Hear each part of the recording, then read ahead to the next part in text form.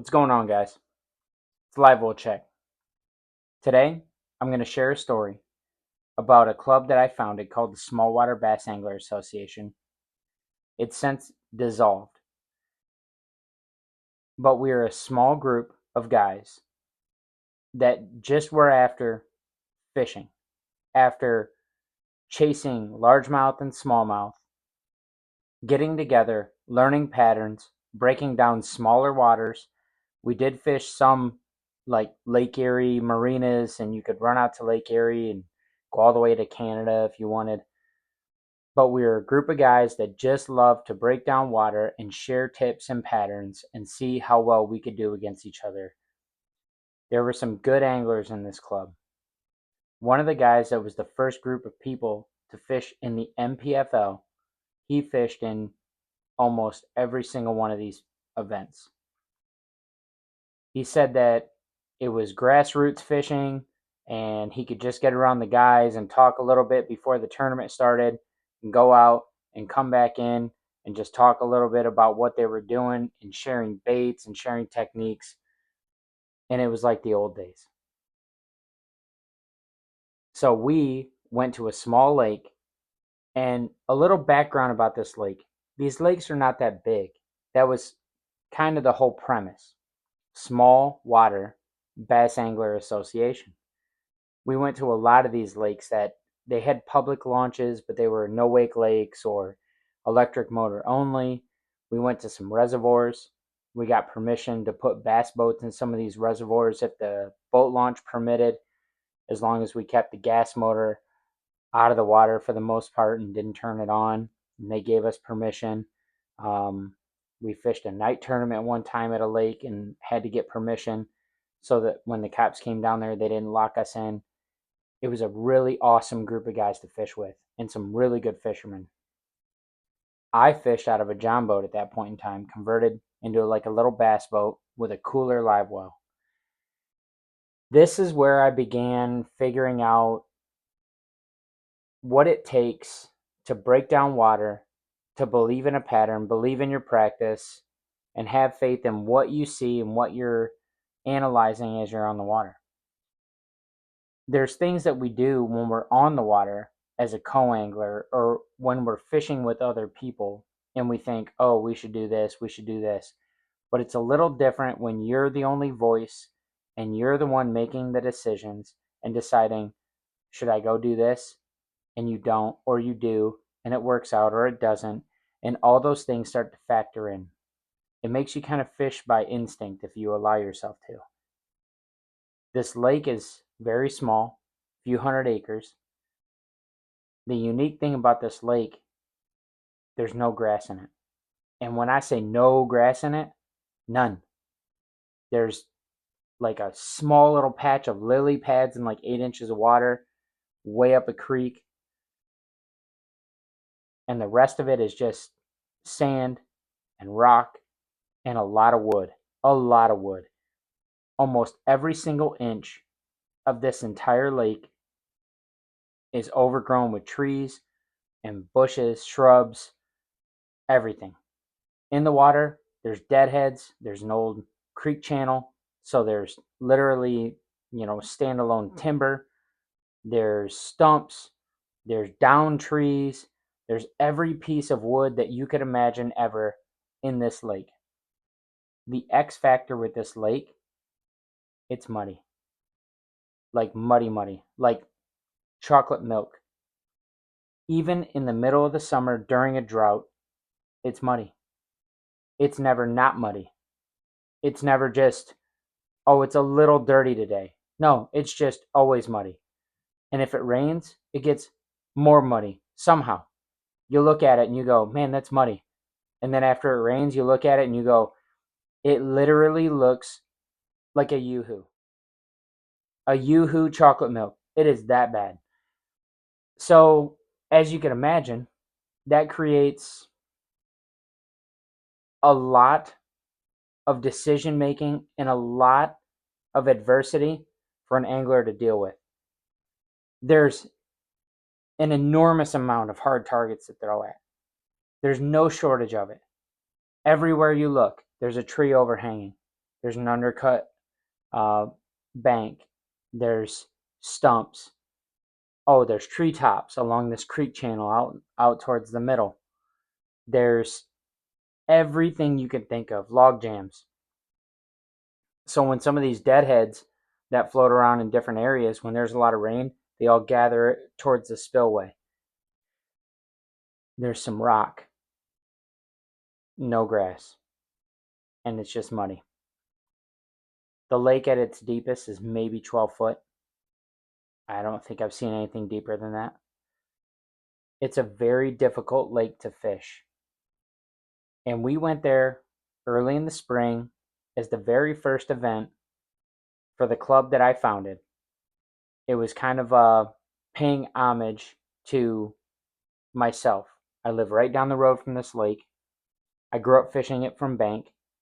I didn't fish it a lot from a boat. But as I got my John boat, I went out there and I practiced a little bit.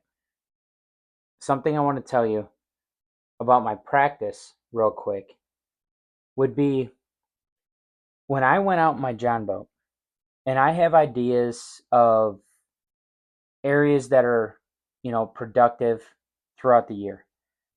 Most of the time when I fish this lake, it was the middle of the summer, which is extremely difficult in this specific lake. Extremely difficult. Now, there are some giant bass in here, and there's a good population of good sized fish. And in Ohio, you're talking a pound and a half to 2.5 pounds is a pretty good fish, right? Keeper size is 12 inches. There's quite a few at 12 inches in this lake, but there's also really, really, really big fish in this lake. They can be hard to catch just like anywhere else. So in the middle of the summer, it's hard to put together a limit. We went there in the spring, which is ideal. And as I was practicing, what I did is I tried to follow some of the deepest water that were outside of like what I would consider areas where they would start staging. Primary points, secondary points. There are some flats, there's a lot of shallow bays.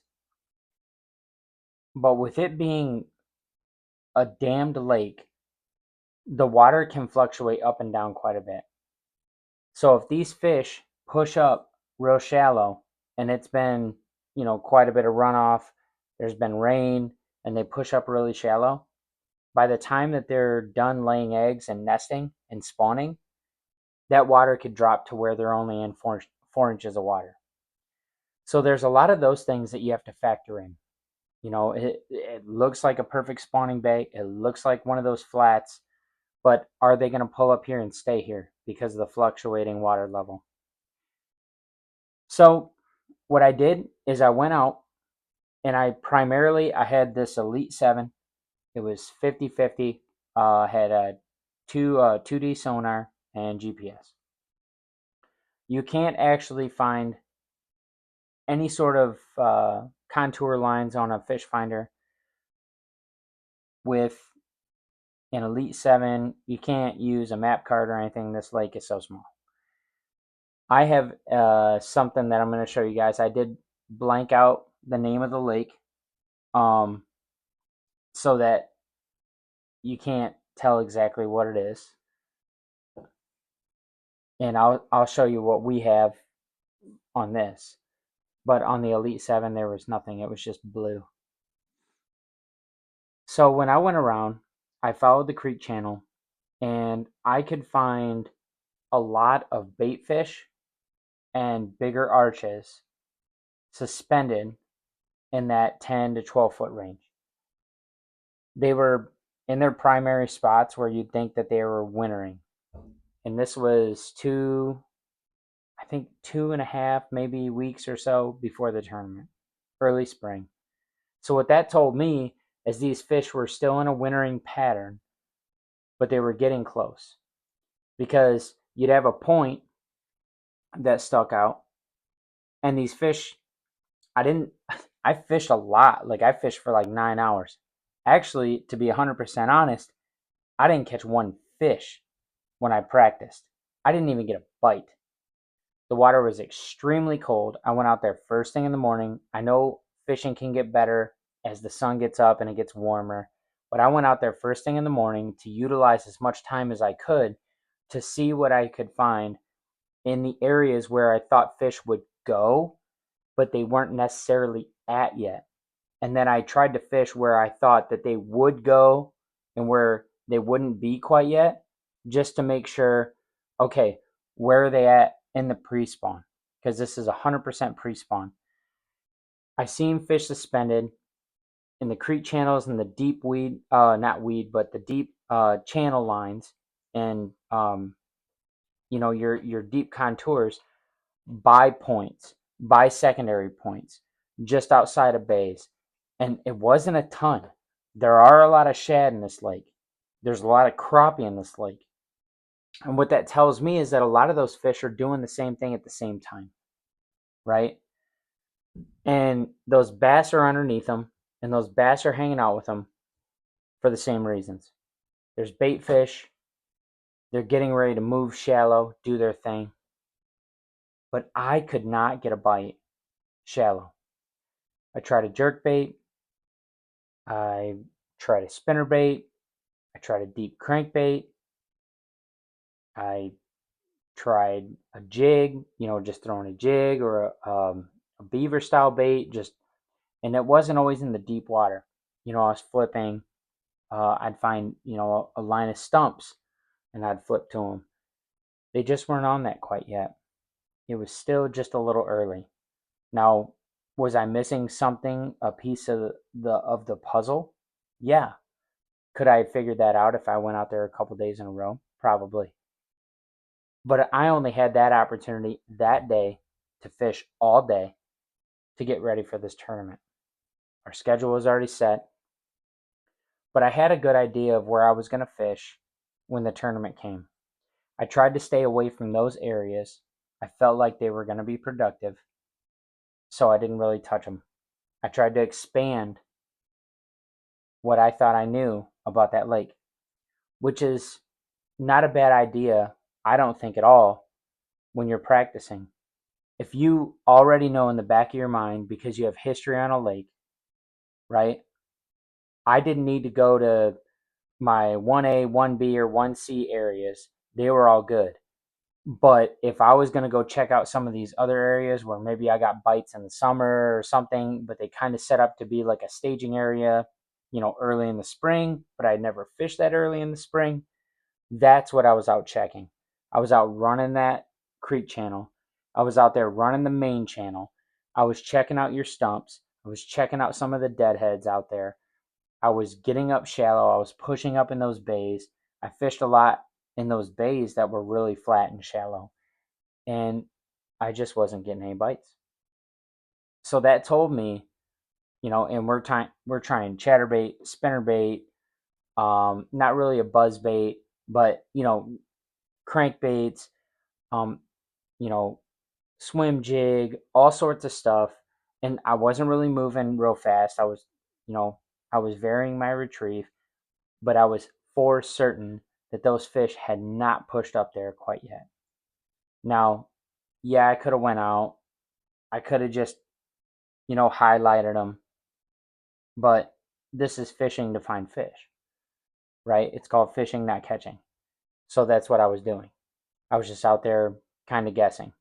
And yes, I spent a long time out there not catching any fish, but it also told me a lot about what those fish were doing and what stage, and that I could probably go down to some of my primary areas and get bit, but there was no sense in me going down there because I already kind of knew and I was trying to eliminate water. So, anyway, as I was saying, we get to this tournament. I got a John boat, just an electric motor.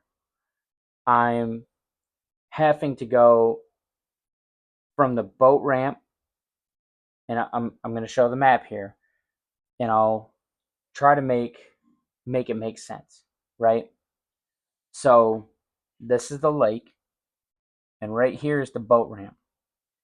Now, my primary area was right here, this area here, right? I like this area here.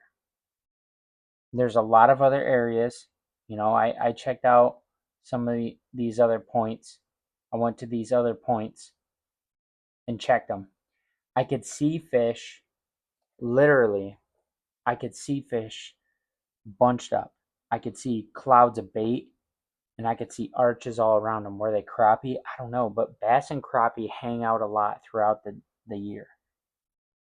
And then as everything started settling out in the middle of the summer, they kind of spread out. They still hang out together a little bit, but they spread out. So when that tournament started, I took my John boat from here and I went all the way to here with my electric motor. That took me about 30 minutes. The bass boat guys, yeah, it's a no wake lake, but they can still go at about, 8 mile an hour or so and not throw a wake. I'm doing like 3. But I was fully committed that when I got to that end of the lake, that was where I was going to get bit. Well, to tell you a little bit, and there's some word, verbiage here. There's an old spillway here. And since this map was drawn, it's changed quite a bit because they've actually updated the spillway. So it's really flat out in here now, right? It's a big flat. So when they redug that spillway, and it was actually way more productive back when I first fished it as a kid from bank, it was way more productive, but now it had like this flat area because they took the old sediment and they took rock and stuff and they just pushed it out and they left it, like a big flat, which pushed out there. So what I decided to do is there's a lot of rock on that side. Okay. This is one of the few areas where there's not a bunch of overgrown, um basically there's not the overgrown trees and bushes. And it starts from about here and goes around to here. There's an old beach area.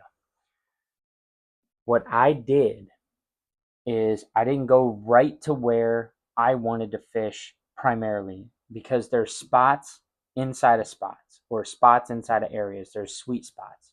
We all know this. If you don't, as you're fishing, look for the sweet spot in an area. You can identify it. If there's a point, there could be just this section of weeds that's on the point, or there could be a small rock run or a shell bed or something. That's a sweet spot, or that's a spot on a spot or in a spot in an area, right? That's really defined. So there was a little small stretch, I would say it was about 60 to 80 yards long. That was a sweet stretch, but I was going to work about 250 yards of it. I've caught fish all times of the year, all the way through this, right? What I did, and I like to do this, is because when I start fishing, I don't want to be right at the juice. I don't care what anybody says. If you're a fisherman that fishes tournaments, fun fishes, anything, it doesn't matter.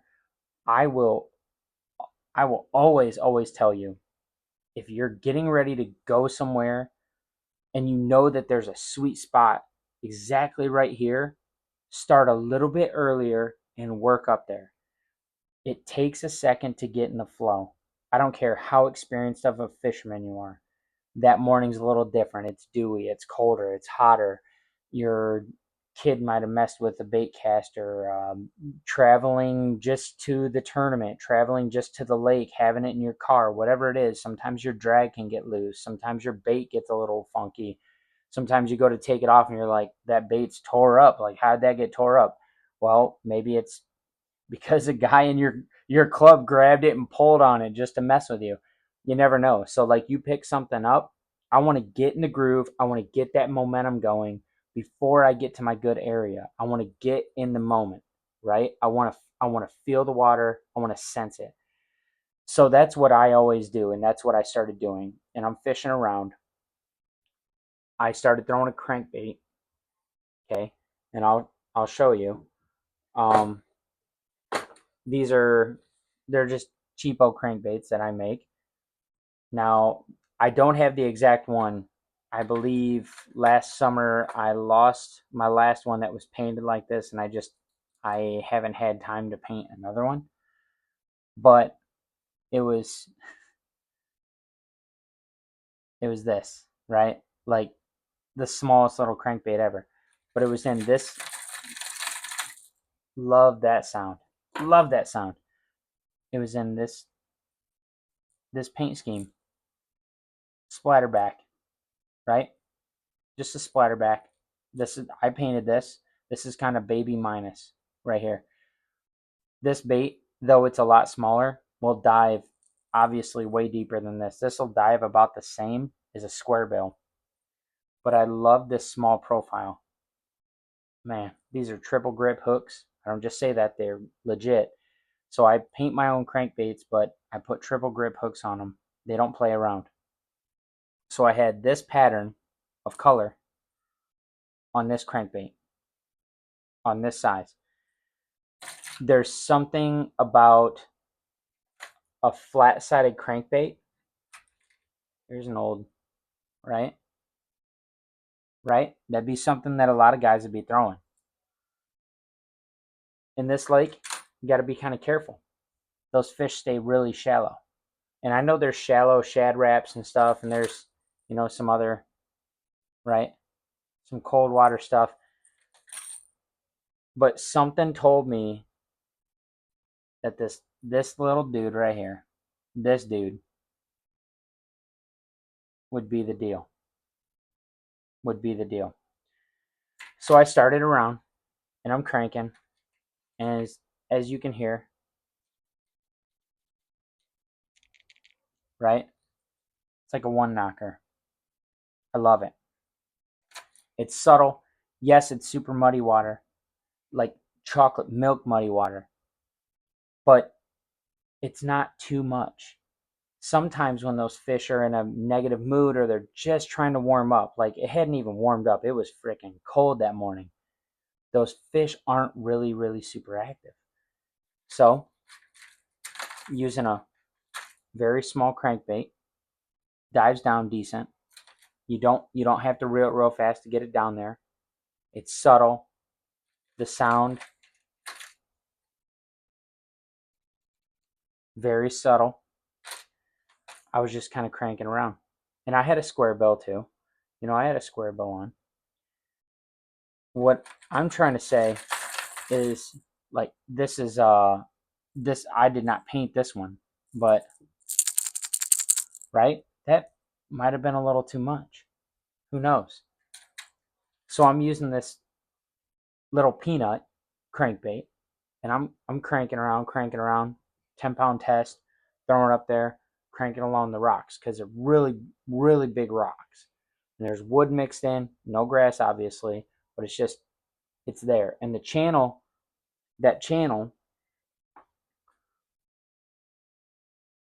see that contour line right there, right? That contour line. It's very tight right there because an old creek channel goes there, right? It's deeper water. There's a little bit of moving water. So I'm reeling this thing around.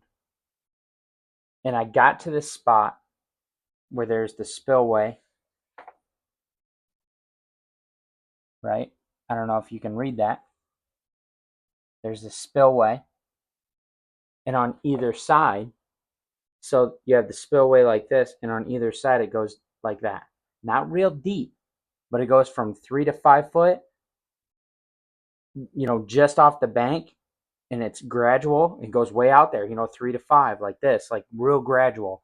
And then by the rocks, it's like what I started fishing at the rocks. It's 12 foot, 3 foot out, 12 foot, because it's an old creek channel. So you have that dam is like this, and then on either side of the dam, it's a cup, right? It's real deep. So I'm fishing around. And I don't want to like drag this whole story out, but there is a lot of things that I did and what ran through my head that made it a successful day. Okay, and I'll tell you what, here in a second, I I really didn't think it was going to be at all. This lake is extremely tough. It's hard to get keepers. 12 inchers. If you can get 12 inchers, you can put yourself in contention to win. Yes, there's giants in there, but like I said, I know the lake, and I fished it for 9 hours 2 weeks prior, fishing new water. I didn't catch one fish. I didn't even get a bite. Not one bite. So I get to the spillway. I'm now from deep water up on top of the spillway, throwing across the spillway, so that gradual flat. Once again, I'm quartering towards the bank. I'm paralleling the bank, but at a quarter, right? And then I get close to where that deep water then drops back off in front of the rocks. And I make a cast. I get a few cranks in. One loads me up. I lean into him. No hook set. It's a crankbait. So I go like this. It gets a little heavy. Kind of feels like I have a leaf or something on it. And I pull, and I felt like a head shake. So I lean into it, and I'm reeling. I got one. Fighting him for maybe 2 seconds. Comes off. I'm reeling. Nothing. So I continued the reel. Got it in. Another cast. Reeling. Oh, there's one. Nothing. I can tell it's not big, but there's a fish. Oh, there's one. Reeling. Gets off. Son of a gun. I reel in. Pick up my bait. Where'd it go? Pick it up.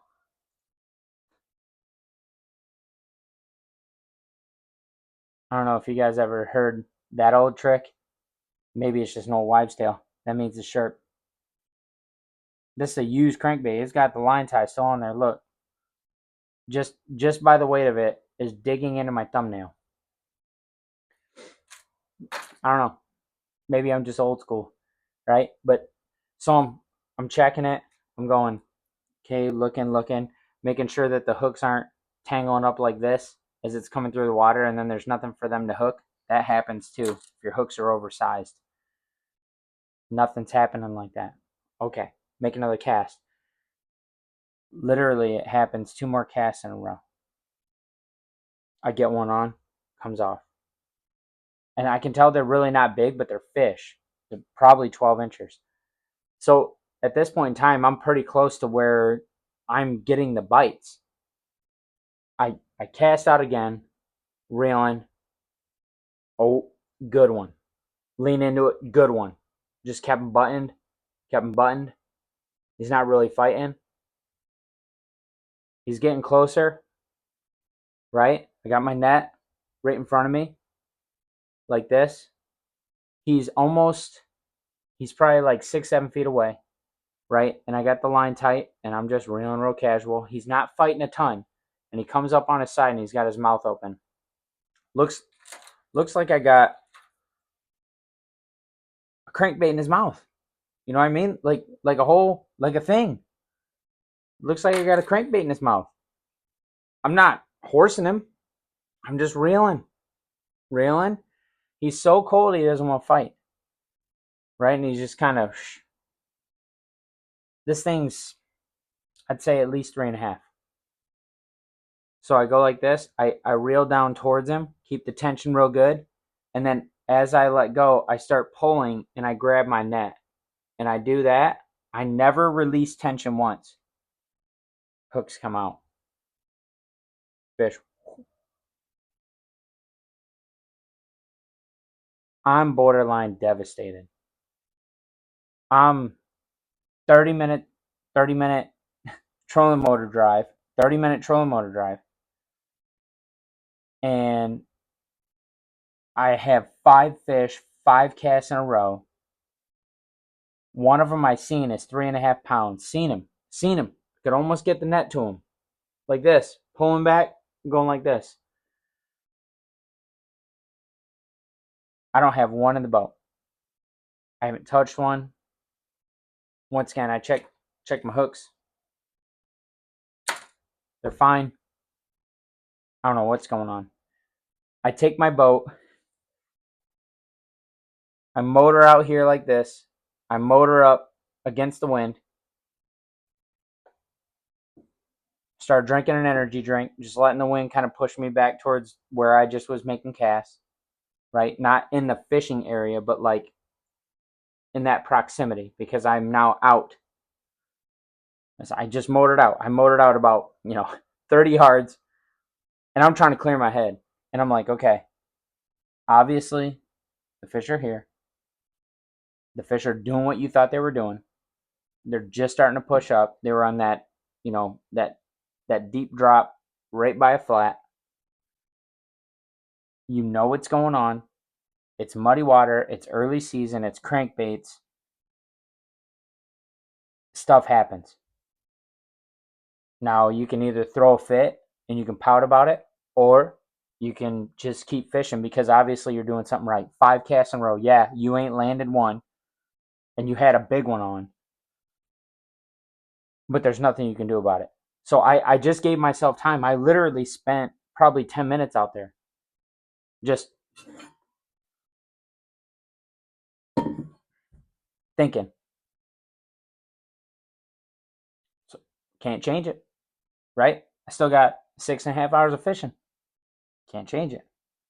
So what I did is I motored back in, and now that area where I was getting bit was on my south side.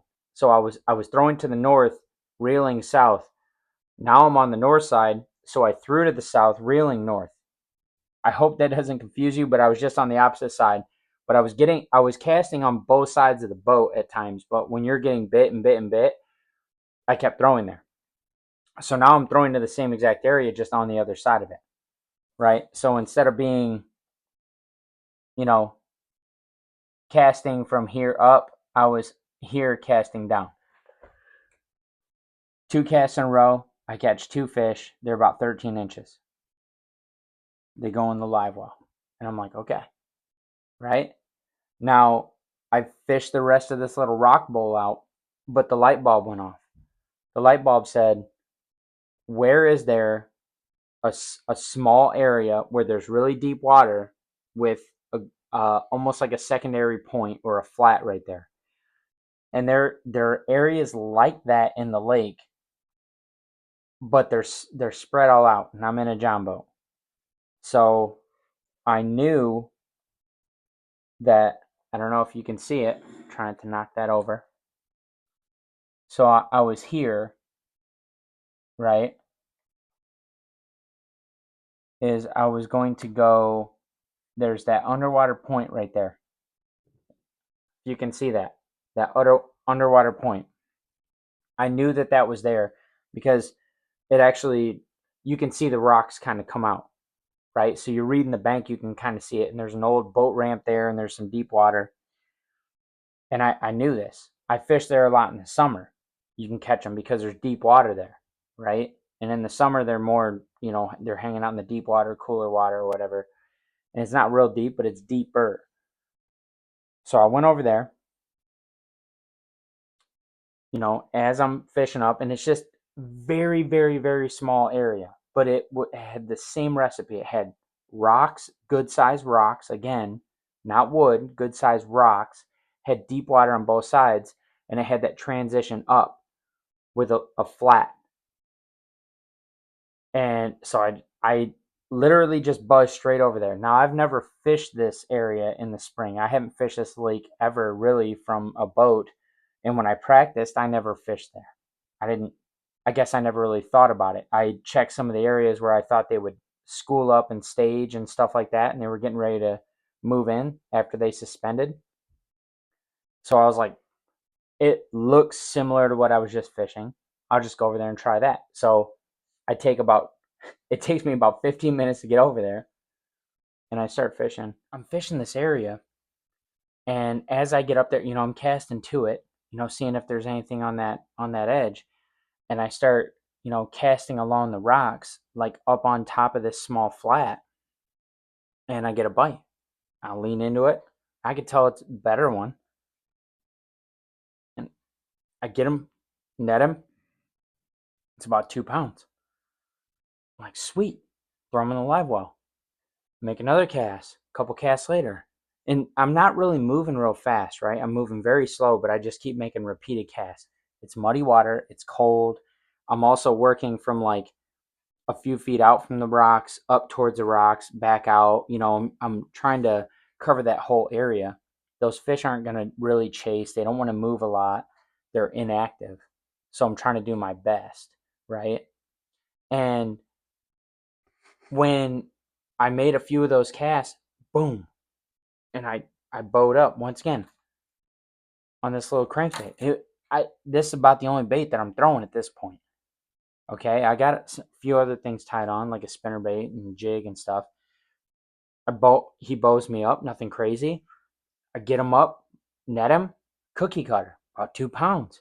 I'm like, boom. Then a cast or two later, I throw out, I'm reeling, and I feel it kind of get sluggish, right? Almost feels dull. So I start pulling like this, and I feel it heavy, and I crank and I just pull and I lean with it, right? Usually I get my hips turned where I can really, kind of lean on him, and I start leaning on him, and it's almost I'm hooked like I've hooked almost like a stump or a stick, right? Like you could feel that like pulled, but like nothing, and then it pulled a little drag, and I'm like, here we go. I don't know what I have, but it's a good one, So I'm just holding on. Gets up close to the boat. I haven't seen it. Goes to come up like a roll, almost like come up and dive back down. And I get a good look at it, and it's a good one. So I'm fighting him real ginger. I'm following him. I get him up, net him. It's a good one. And when I say a good one, like a big one, right? My guess is, 4+ pounds, and I'm ecstatic. I got 5 fish in the live well. 2 are just small. They're like 12 and a quarter inches. I got 2 at like 14 inches. And the other one, I don't know. I didn't even measure them, obviously, but it was 4+ pounds. So in a John boat, my day was devastated here. I had 5 fish in a row, lost a 3+ pounder, came over here, fished something that I'd never fished before, but it's set up very similar to what I was fishing over here. And I know that the contour lines don't show it. It's because that lake has changed now, but it's set up very similar. These are very, very, very small areas. So what then I did is I fished that whole little area. It's very small. And then I kept going back up to the rock area and fishing around the rock area. And I did that, and then when I would finish with the rock area, I would go back down and I'd finish that little secondary point. I literally didn't fish really anywhere else the rest of the day. You're in a John boat, you're fighting the wind, you're fighting time, you're limited on your, horsepower. I'm doing like an eighth of a mile an hour. And every time I would go to those spots, I would catch fish, sometimes non-keepers. Sometimes I would cull a couple ounces here, a couple ounces there. And I was culling, I was getting rid of those, 12 inchers, and I was getting rid of the 13 inchers. And so I was going from a pound to a pound and a quarter to a pound and a half. Excuse me. But one of the last times that I went over that flat, that spill area, is I pulled away from the bank and I was fishing out over the flat now, hoping that those fish, now as the day was getting warmer, they were pulling out of the deep water and they were getting on top of that flat. Now the other area, it didn't have as much of a flat for me to do that, so I had to keep fishing that transition. There wasn't a lot there. They might pull up just a little bit, eat whatever they're doing, but they were using that creek channel to then get up to a flat to spawn. The area where I caught the 4+ pounder was not an area where they would actually spawn. It wasn't big enough. So I was fishing this flat, and like I said, I pulled away from the bank, and I was now 45 degreeing the bank, and I was covering that I wasn't trying to parallel out in front of the boat, but I was 45 degreeing, seeing if I could pick up fish that were pulling up on the flat. And one of my last casts throughout the day, because I told myself I got about 35 minutes, to get to the boat ramp. I got 45 minutes left in the day. What I'll do is I'll get back close to the boat ramp and I'll just fish some bank on the way back up, right? Just try to see if I can pick up a kicker or, another fish that's going to call. I made a cast. I was reeling, and you can tell when the bait's kind of getting close to the boat or your rod tip, it changes vibration a little bit because it's closer. I kind of sped it up and I was pulling my rod up to get the bait out of the water to make another cast, and one literally hit it at the boat. Now, it didn't come out of the water and hit it at the boat, but hit it at the boat, took off. I immediately pressed the button. They, you know what I mean? They're peeling line. I'm thumbing them, because they hit me so close to the boat, which is also key too. Like, it's good to trust your drag. And I know that, some guys talk about, back reeling with spinning tackle. When fish are really close to the boat and I feel like they're going to surge, or they hit close to the boat, or they're really big, I'll always press the button and I'll actually thumb line them. I don't know if a lot of guys do that or not. I do that. But as soon as he hit it, he bowed me up because my rod was already coming up, and I immediately pressed the button and went with him, and he surged, went underneath the boat, went out towards deep water. Thought it was a catfish. Wound up being about a 3.5 pounder. And that was pretty much the day. I got second place to a guy because a guy had he caught a 6 3/4 pounder out of this lake, and he had 4 12-inchers to go with it. I think I weighed 14 pounds or just under 14 pounds, and he beat me by it was like 5 ounces or something. But I had, for all my fish, they were all quality. And I had a 3.5 pounder get off, and I still had one at about 2 in my live well, is one of the ones I weighed in. So I just made this video. I know I didn't show a lot about baits and stuff. I just want to say, sometimes it's the size of the bait, it's a vibration, don't be discouraged. Those crankbait fish, those topwater fish, sometimes they're going to get off. Sometimes it's something you do. Sometimes it's just freak luck, right? I wouldn't say bad luck. It's just a freak thing. And I just took a moment in a competition, not big money on the line. Even if you're fun fishing, just take a moment. Take a sip of coffee. Okay, I didn't do anything wrong. Check my hooks. I don't know what to do. They're biting. Get back after it. I didn't change anything. I didn't change my bait. I didn't change my hooks. I didn't change my retrieve. I didn't change the way I was trying to set the hook. I was loading them up, reeling into them. Nothing changed. But the day got a little bit later. Those fish were eating the bait a little bit deeper. Actually, one of them ate one of them ate the bait so deep that when I hooked him, it hooked his gills. And I poured some soda down his throat. I don't know if you guys know that trick. That's a real trick that really, really works. Opened his mouth, poured some soda down there, stopped the bleeding. This is Live Well Check. This is just telling a story about fishing a small lake, a few hundred acres, out of a John boat. Made it all the way there. Caught some good fish.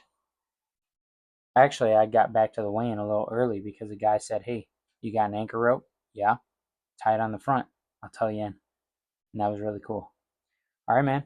We're just going to be putting out some videos every now and then. You can check us out on some other platforms. Good talking to you.